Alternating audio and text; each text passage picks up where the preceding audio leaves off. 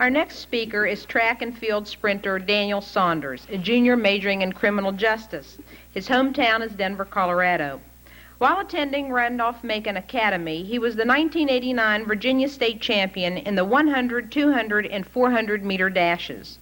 At WVU, he participates in the 200-meter, 400-meter, and 4x200 and 4x400 relay teams.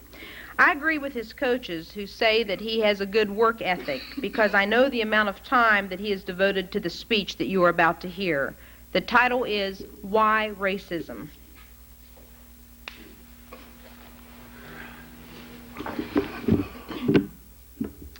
I'm here to talk about the one thing that human race cannot change, and that's our skin color.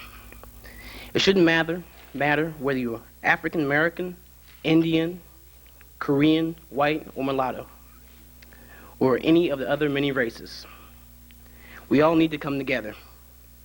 I do believe that the Bible states that we are all created equal.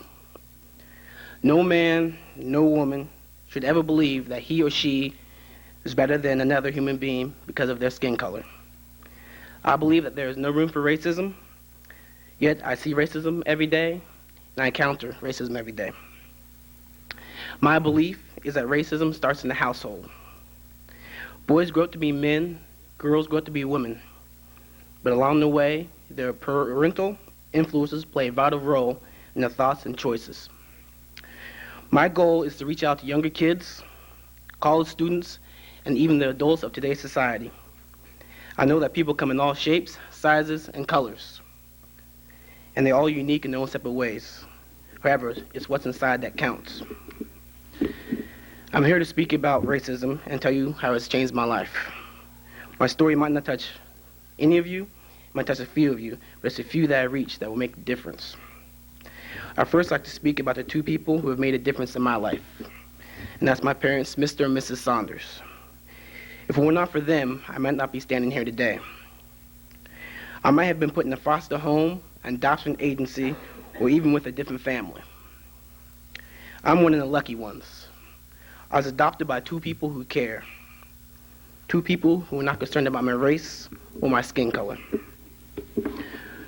What makes it so unique is that my parents are white. I was adopted in Washington, D.C. when I was just 3 weeks old. We lived in Washington, D.C. for 1 year. At that point, we moved to Nebraska. I attended school in Nebraska through first grade through fourth grade. After I completed the fourth grade, we moved to Madison, New Jersey. At this point, several things started changing my life. This was the first time I lived somewhere where there were black friends. Things started to change. I started hanging out with my black friends, and they started convincing me that it wasn't right to have a white family. At that point, I was brainwashed, and I began to rebel against my family. I really didn't realize that I was adopted until I was in the 6th grade. Although I knew I was a different skin color than the rest of my family members, it just didn't register that I wasn't a biological part of them. As a matter of fact, to this day, they have never told me I was adopted, but I finally figured it out. When I got in trouble, I would bring color into it. I would say something like, "Why does Jonathan get to stay up later? Is it because I'm black?" I started being rebellious in school. I got suspended several times. After much discussion with my mother, years of family problems, in order to save my family, they decided to send me away to Military High School, Randolph-Macon Military Academy in Front Royal, Virginia.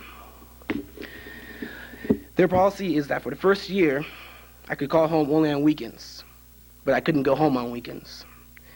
I attended church services Tuesdays, Thursdays, and Sundays.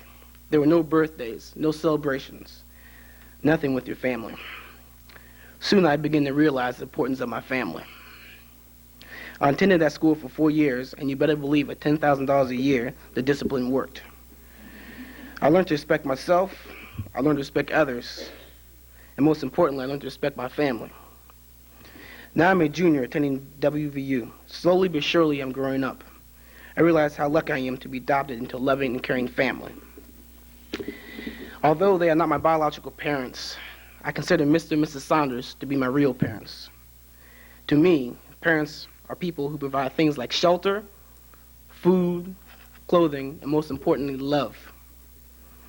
Although my father has passed away, my mother is now 58 years old, probably older than most parents of other people my age. She grew up during the Malcolm X era, the Martin Luther King Jr. era, and the color desegregation era. Yet she found room in her heart to overlook all the hard times and just adopt a human being. Whether I was Indian, Korean, or Russian, they would have adopted me. My parents is something that a lot of people wouldn't have done, but it all comes down to the same thing. They gave me love and support, and just a chance to be myself. This is why sometimes I get down and feel sad when others dislike someone because of skin color. Our planet has been so big and becoming more and more crowded. Mr. and Miss Saunders are only 2 people out of billions.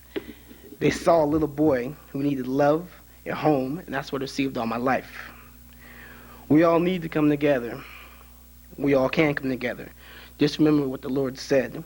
We are all created equal, so let's start treating each other that way.